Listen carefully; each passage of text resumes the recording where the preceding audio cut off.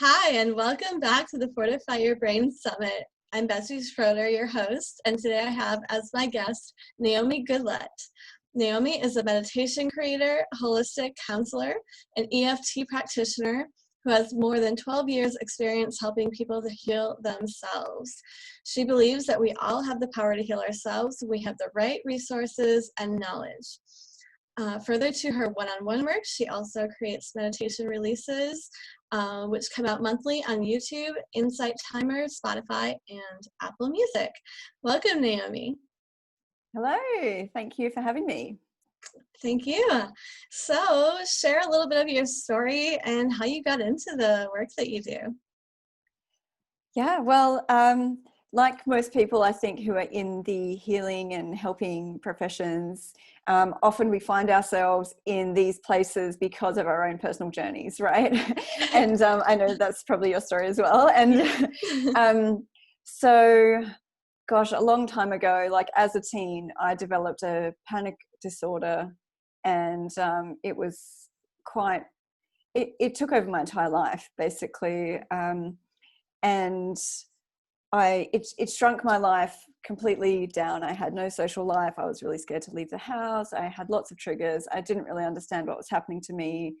You know, not a lot of support, and tried a lot of different therapists, different modalities and things, many of which made my situation worse. And when I found things that helped me, it's like something just unlocked for me. So I've been recovered from anxiety and panic disorder for 20 years. And I discovered acceptance and commitment therapy, mindfulness, meditation, and all these amazing tools that helped me. And I was already drawn to working with people, and I was working in like career counseling and that sort of thing. Like I really loved helping people on their journey, but then I made it my mission to learn as much as I could, and to really help people to empower themselves so that they didn't feel so lost as I did. Yeah. Right. Oh, that's so perfect. So what you mentioned a few different tools. Can you go into some of those that you mentioned?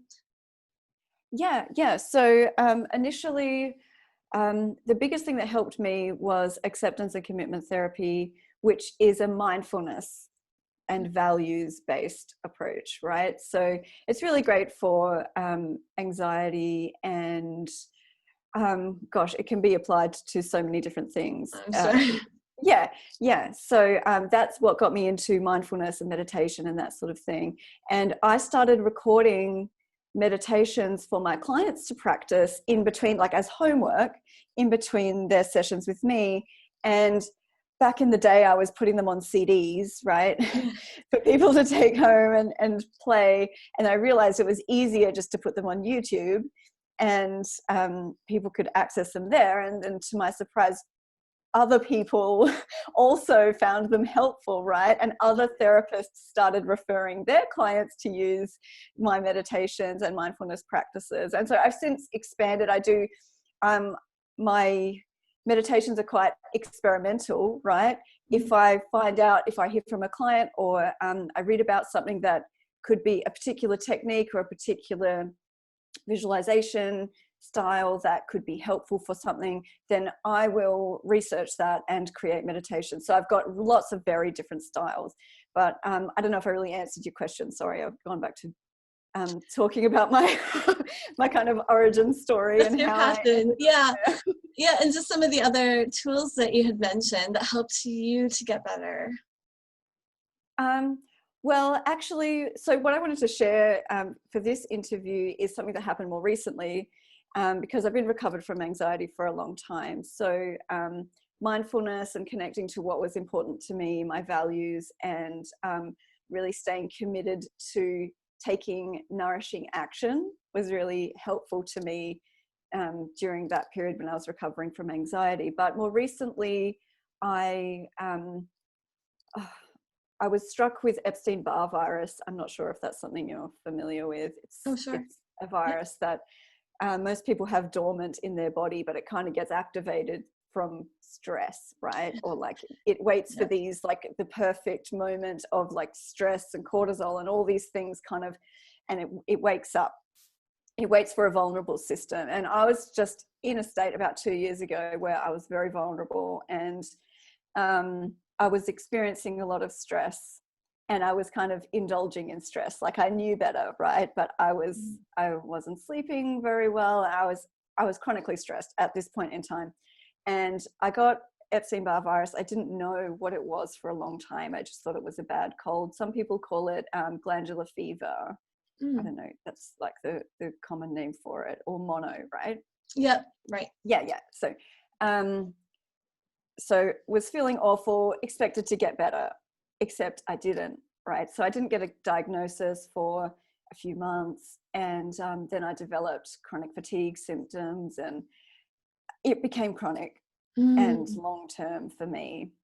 And I'm a highly motivated person. I know that I've recovered from things before. I've helped loads of people recover from anxiety and overcome limiting beliefs and personal challenges, right? So I was highly, highly motivated to fix this. And I was lucky enough to have access to a lot of information. Everywhere I turned, there was people sharing what they had done, or there's information out there about what to do. So I turned to supplements, diet, like restricting my diet. I did celery juice for 5 months. I did all these things, right? Like I did all the things that you do. I had intravenous vitamin C. I had all the things, right? I tried all of them. I threw everything at it. And then after 12 months, I was still sick, right? And I think it just goes to show that sometimes diet isn't everything and supplements aren't everything. It's not always that there's just this little one thing that's missing. If the body isn't receptive and ready to heal itself, then drinking celery juice for 5 months isn't enough. Do you know what I mean? Like my body was ready to like integrate that. Right. Okay. And so after all this time, this huge investment in all these different changes to my diet and my kind of intake, I took a mental health approach, right? Yeah. Because as many people with chronic illness will experience, it wears you down, right? And it becomes this burden, it becomes this label that you carry around, and you really, it really takes a lot from you. It steals something from you, and it's quite devastating. You know, you get to the point, especially after you've tried a lot of things to get better, right? And you feel like this moment of despair, like what else can I do? There's nothing left to try.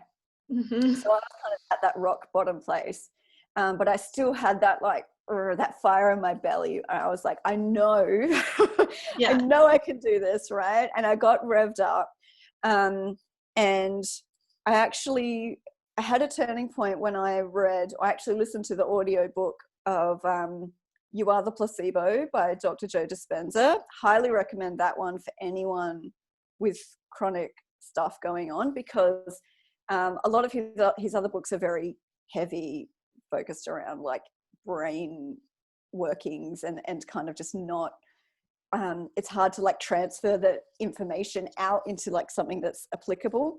But that book really filled, it's filled with really great examples, stories of people who have recovered, right? And it was so inspiring to me, because at that point I had joined a few support groups, and what I noticed was that everyone was sick and no one was getting better. It was just this like plateau. Chronic Epstein Barr virus is just, it takes so much from people. And I think there's just this sense of like giving up that can happen. And I was just determined not to give up. So I was really excited when I heard all these stories of recovery, and I thought, I'm going to take some of my own medicine, right?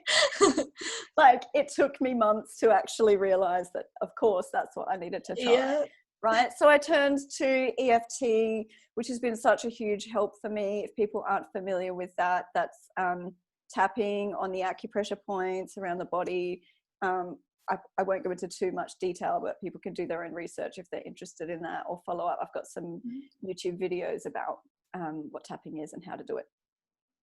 But that was really helpful for me to just bring down the emotion that I was feeling in relation to what the illness had taken from me, right? Right. Yeah. You mentioned like victim mindset too. Yeah. So I was really focused on what I had lost, and I was just so easily triggered by any thought about, like, I used to be really into walking in nature and hiking, and I would drive past some of the places and I'd just start crying that I used to go, I was just devastated. So tapping really helped to just calm that, right? So that I wasn't feeling so triggered. And then I was able to commit to meditating and commit to actually visualizing, investing time in myself. And I worked really intensely with a support person, a professional who helped me just manage day to day. I think it's really important. I realized that I was investing in the wrong places. And I'm not saying that supplement and diet aren't important, supplements. Yeah, they absolutely are. But for me, that should have been the second step. And the first step needed to be that kind of self-nurturing and just managing the emotion of everything that was happening. And once I brought that emotion down, the transformation was really easy. So I committed to 1 hour a day meditation, calming my body, reducing stress, visualizing what I wanted. And it was really only a matter of weeks until I had a negative EBV DNA blood test. It was gone from my body. It was completely gone. And I actually did an EFT goal setting exercise. And it was the exercise that I was doing with my coach was to just choose something that felt really far-fetched. And I chose a date that I wanted to be recovered by that was in like 3 or 4 weeks time. Oh, wow. This is when I still had, really bad chronic fatigue and all of that. And so I thought, this is far-fetched, but I'm just going to do it. We tapped on it, brought down all of the kind of like discrepancies, any of my disbelief in that date. And the very next day was the day that I got the blood test that it was gone. Oh, wow. Yeah. So early. Yeah. So it was quite unbelievable. Oh my. That is. So like in meditation, you're basically visualizing like a healthy body, right? And like just a stress-free atmosphere. Is that correct? Or tell us about that. Okay. So there's many different types of meditation, and they all have their own benefits, right? Like they're all so any type of meditating is good, in my opinion. The evidence is there supporting general stress reduction, well-being, all of that. So any type of meditation that you feel drawn to, that you can do, that you can fit into your day is good, right? I'm not here saying you have to do this specific type of, if visualizing doesn't work for you, like it doesn't for many people, present moment awareness is going to be just as helpful for you. Because when we get caught up in our minds, we get pulled in 100 different directions, every day at work, thinking about the future, worrying about stuff we've got to do. And the present moment focus brings us out of all of that and will calm the body and reduce stress. And that's going to have a flow-on effect to health and well-being as well. So I'm a big believer in mindfulness, accepting what's happening in the body. And that's difficult for people with chronic illness or even people with anxiety, depression. Our instinct is to say no to that. I've got this thing, but I don't want it. Right. I don't want the illness. I don't want this anxiety. And it doesn't seem right to accept it. it doesn't seem right to make peace with it. Okay, because it's almost like we're saying that it's okay, we're inviting it in. But once you make peace with what is there and what you can't control, then you unlock the door to greater freedom and more opportunities to actually work with what's already happening. You drop that struggle. You're not in battle anymore, right? Right. So Makes sense. I'm a huge believer in just all of that acceptance and commitment therapy world, connecting with your values, mindfulness, all of that. But getting onto the visualization, right? If visualization works for you, then it's something that I would also highly recommend. But not visualization alone, right? Because visualization, I find, goes hand in hand with something like affirmations. They will only work if your body is receptive, right? It's like the supplement. It's like the supplement or the celery juice. Yeah. Awful. Yeah, I developed a taste for it after a while. It didn't bother me. I actually quite enjoyed it, but it just didn't work, right? Like my body just wasn't receptive to it. So if visualization, affirmations, like creating a positive image of the future that you want, if that is your medicine, then you have to be able to let it in, right? So remember I said before that the first step for me was the emotional well-being. But in my recovery, the emotional well-being had to come first. Feeling safe, feeling supported, feeling like I could do it, like I had the strength to do it, and that I had supports around me to nurture me along the way, right? I had good habits in place. Then once I turned to the supplements, they started working, right? And do you know what I mean? Or I found the right one, the information came to me, and I was able to access that healing much more easily. But it was blocked before because I wasn't ready. I wasn't feeling safe. My body was trying to protect me in some way, and it wasn't letting the things, the juice and the supplements help me, right, in the way that they can. And it's the same with visualization and affirmations, those sort of like positive visualizing, positive thoughts about the future. They will work if you can clear out things that are blocking you. So it's an important first step, in my opinion, to find out what your underlying beliefs are, if there's any traumas that are in place, if there's any childhood stuff that you need to revisit and process, if there's any emotion trapped in the body. You know, I encourage people to work with a support person, to try something like EFT, which is really fast at clearing stuff.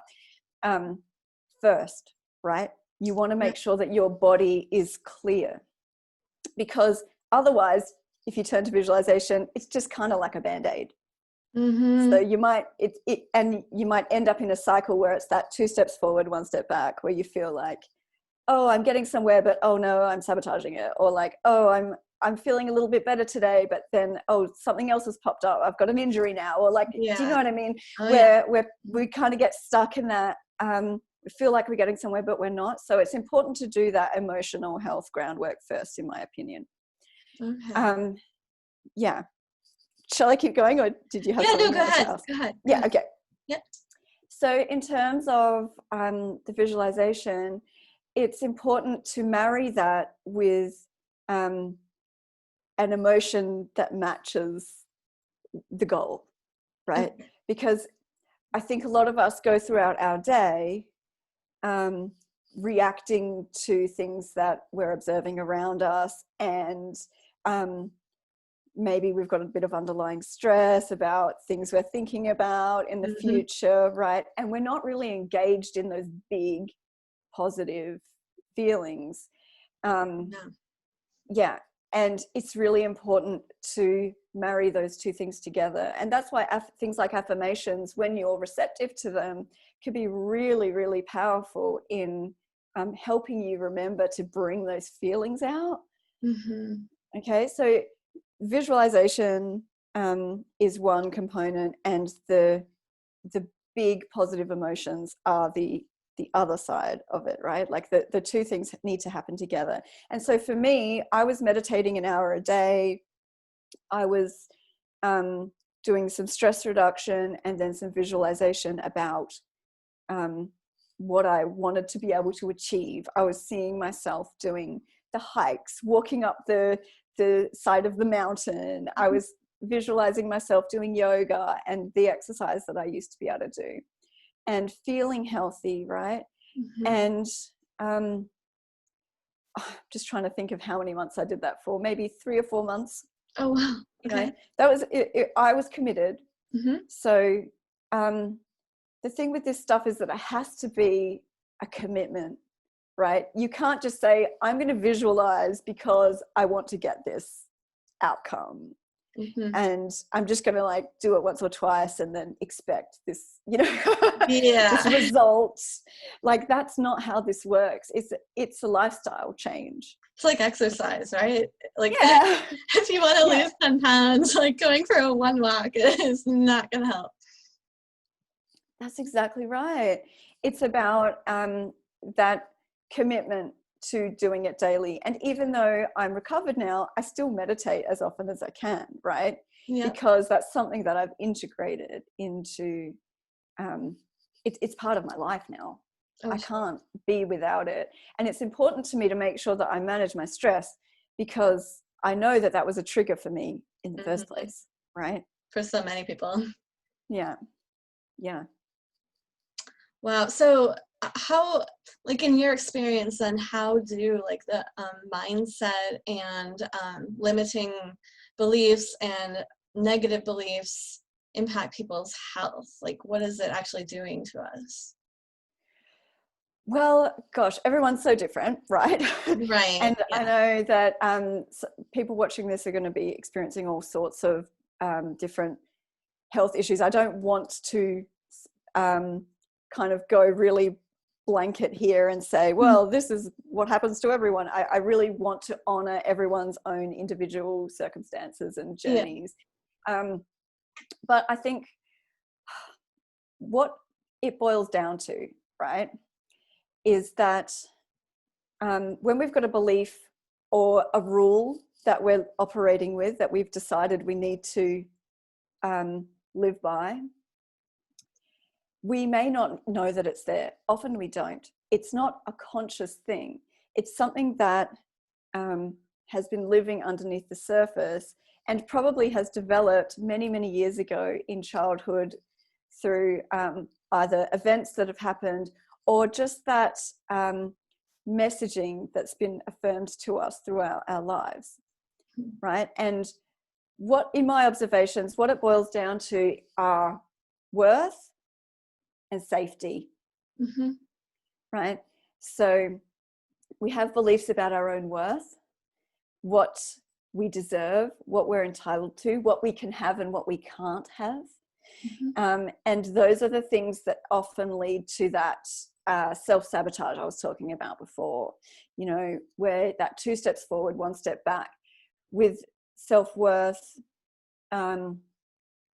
maybe there's a belief that, I'm not good enough to succeed in this area of my life, or in regards to health, like I'm not worthy of being healthy and happy. Yeah. Right. Like sometimes I can have one or the other, but there's this rule that's we've integrated over time. We've started to believe that I'm not worthy of that, or we've received messages from the outside world that I'm not good enough to have certain things, to achieve certain things. And that depletes our reserves of self-worth. And then it kind of keeps us in, when chronic illness or any kind of injury, illness, that sort of thing, or a pattern, if people have a pattern where something, a symptom kind of comes and goes, it's not quite an illness and they can't quite figure out what it is. It's just something that makes their life difficult. Often that boils down to what you believe about your worth as a person, Okay. right? And again, I would advise to turn to EFT meditation support to manage that. If you notice that there's that toing and froing going on, usually it's related to self-worth. Oh, okay. In terms of safety, right? Yeah. It's a little bit different. So let's say at some point in your life, you've had an experience of health, and then you received some unwanted attention because of how great you looked, or maybe you experienced a conflict with your mother because she was comparing herself to you, and it was experiencing some envy or some jealousy, something like that, right? And at that point, you've decided, oh, that doesn't feel safe. It doesn't feel safe for me to experience that level of health. It doesn't feel safe for me to experience or an achievement, to achieve those goals. It's not safe. And when your body has decided that something isn't safe, then that's when you end up being just totally blocked to it. So you don't get that toing and froing. It's usually just, I can't get there. Why can't I get past this? And that's where people feel like really confused as to like, why I'm eating all the right foods, I'm doing everything, but I'm not getting there, right? I'm not achieving the goal. So usually that boils down to feeling safe, and maybe there's something about your goal that feels unsafe, and in order to unlock it, you need to figure out what that is. Does that make sense? Oh yeah, that's interesting. And either way, it's like this ongoing stress in the body, right? Oh, absolutely. Absolutely. When you've got that disease, you've got any sort of symptoms that are manifesting in the body, then stress is always going to be involved. Oh yeah. And stress is involved in just about every health issue. Yep. Turn on the inflammation and turn on all those genes for whatever it is you might be susceptible to. Yeah. So talk about mental rehearsal and positive psychology, and just basically being an optimist, and then how that impacts the brain and like a person's health in general. Sure. So positive psychology is slightly different to traditional psychology, right? So in traditional psychology, we would say, oh, here's a person who's presenting with a problem. Oh, you've got anxiety. Oh, you've got chronic illness. Oh, you've got stress, relationship conflict. I'm going to support you through this problem, right? And there's absolutely nothing wrong with that. That's entirely necessary in the world that we live in. And often when people do seek out therapy, it's when they're at that place where they're at their worst, right? Yeah. Because so many of us operate with that belief that I'm not worthy of getting help, or it's embarrassing, or it's shameful in some way to seek out support, right? Or I'm not worthy of spending the money, right, to get that. You know, it boils down to that worth again. So the traditional route is 100% valid and necessary and needed in our society, right? But positive psychology so the traditional psychology is more about illness and responding to illness, right? Whereas positive psychology is more about wellness, maintaining wellness, right? So these are the gratitude, like you were saying, the optimism, goal setting, journaling, all of these actions that are nurturing, that are helping you work towards your goals, that are maintaining wellness, and they're also useful for illness, right? But they help to maintain that good stuff. And you look at successful people, healthy people, ask them what their secret is, they're going to list habits, that are in that positive psychology realm. Gratitude's a massive one. Like I was saying before with the mental rehearsal, if you just visualize without that experience of gratitude, joy, happiness, it's not necessarily going to work. Like you need to marry the two things together in order to actually make an impact. To teach your body how to get into that new space, right? Yeah. To remind your body that it can heal, to help it to remember, because so much of our life we go through feeling really neutral. We go through in this like our base level happiness set point is just this kind of neutral state, or we're in the red zone. We're slightly stressed, we're slightly worried, we're slightly anxious, depressed, whatever. So to remind our body to flip into that positive state is really important.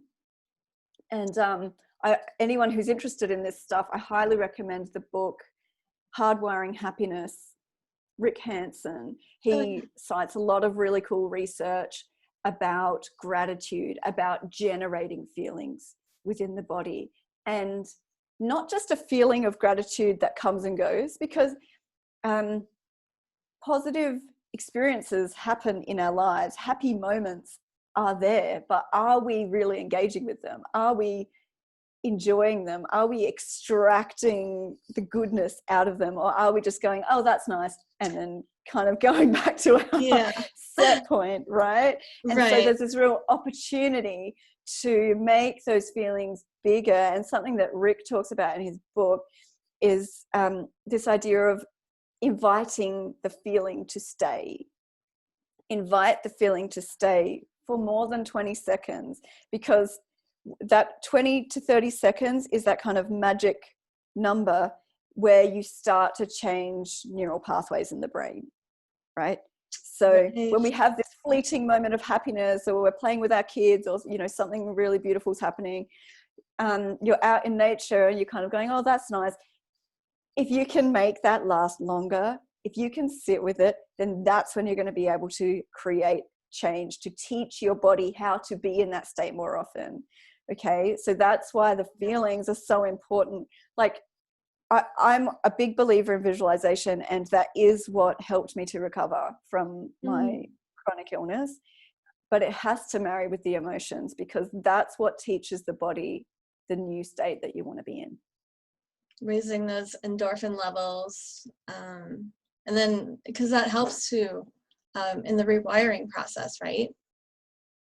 Yeah, absolutely. You're sending messages. It's the same with EFT, right? Okay. It's that message that goes to the parts of your brain that have been set in one particular way to feel this way, to default to default to complaining, or to default to seeing the negative, or whatever that default is. You can start to shift it by through gratitude, expanding positive feelings, making them last for longer, invite them to stay. I love it. So what are some of the changes that you've noticed in your clients that you've worked with when you've gotten them onto some of these things? Yeah.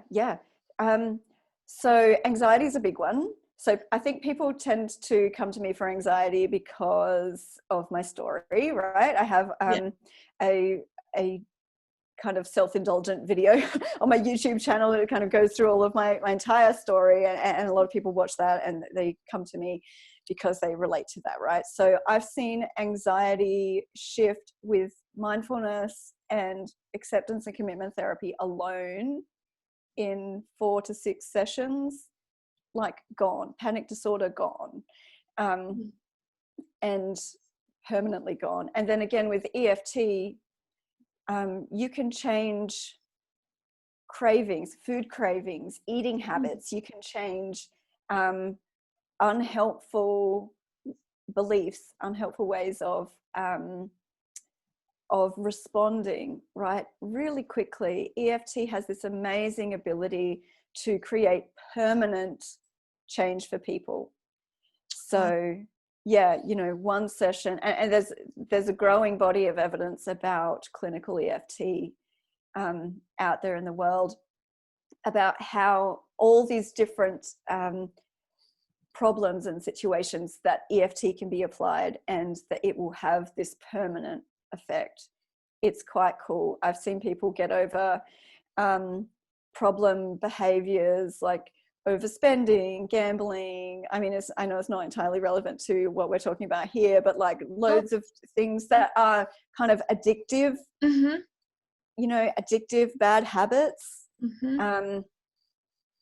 They can be resolved very quickly through EFT. Wow. Cool. So you mentioned meditation. What are some other things that you do ongoingly to keep a positive mindset, to fortify your brain, to stay healthy? Well, look, I am a mum. I'm living in a, I'm not living some like blissed out life where I'm just, meditating constantly. And I do live in the rainforest. Like I live in a beautiful place or whatever, but like my life is very real, right? Mm-hmm.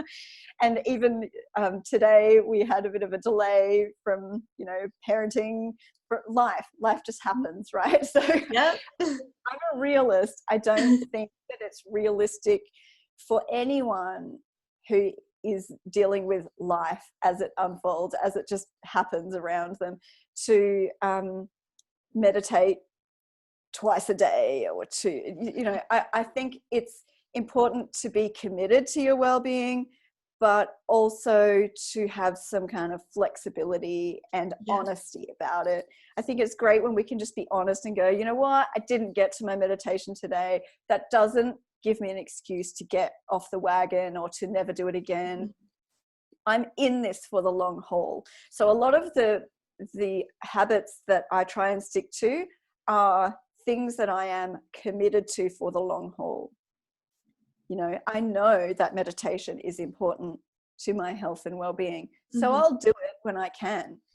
But sometimes I go for a whole week and I've had clients back to back, and I've had lots of stuff going on. I've had family visiting, and it just doesn't happen, right?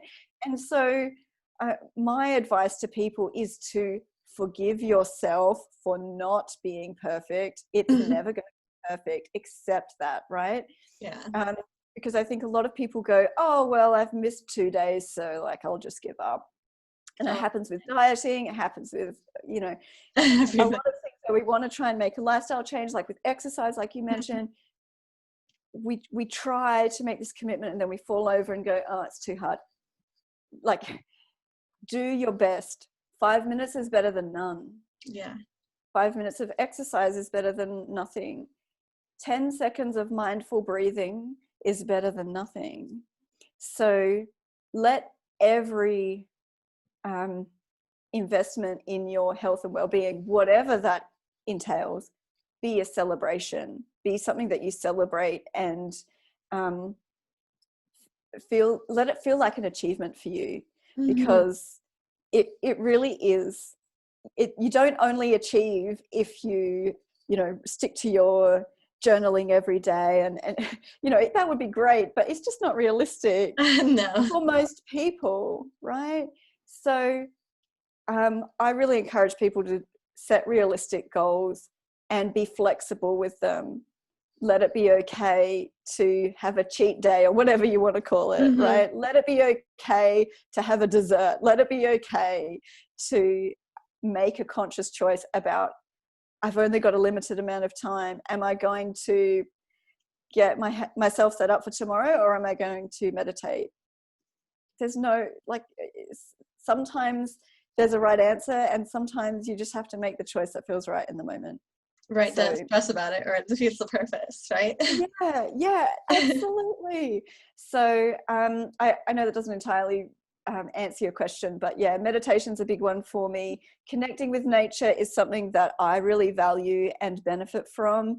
I think humans generally just come alive. Something happens in nature. I know I've mentioned a few books. Love the Nature Fix, I think it's called. Florence, someone look it up. Great book, full of research that has some really incredible results, chronic health issues, stress reduction, all this stuff just from being in nature. Sometimes not even for a long period of time, just connecting with nature. So I think that that's something that's really important as well, just for general well-being. Even just looking at something green, breathing fresh air outside, interacting with water is another way you can do it. If you live in a big city, have a bath, or just have a really consciously wash your hands. I mean, washing our hands is something we all have to do. There's lots of ways to really have like micro mindful moments that help us to kind of ground ourselves and interact with nature at the same time. I love that. So where can people find you online, and how can they find your meditations on YouTube? Okay, so my name is Naomi Goodlet, and that name will bring up all of my my meditations, all of my resources in various platforms. So I'm on the Insight Timer app. So that's an app that you can download for your phone, or you can also go to the website for Insight Timer, and I've got more than 70 meditations there. I've got over 100 on YouTube, and maybe we can link to some of this stuff. And I've also just started releasing things on Spotify and Apple Music as well. So I don't have as much of my catalog on there, but that's coming. So search for my name, you'll find me. And I also have a freebie available for attendees of this summit, which is a meditation practice, which is about boosting your self-belief, which I thought was relevant to our chat today. Absolutely. Well, thank you so much for your time today, and I learned a lot, and I highly recommend listening to her meditation. She has a beautiful voice that is just so calming to listen to. So definitely check that out. And thanks so much, Naomi. Thanks so much. Thanks, Betsy. Bye. Bye.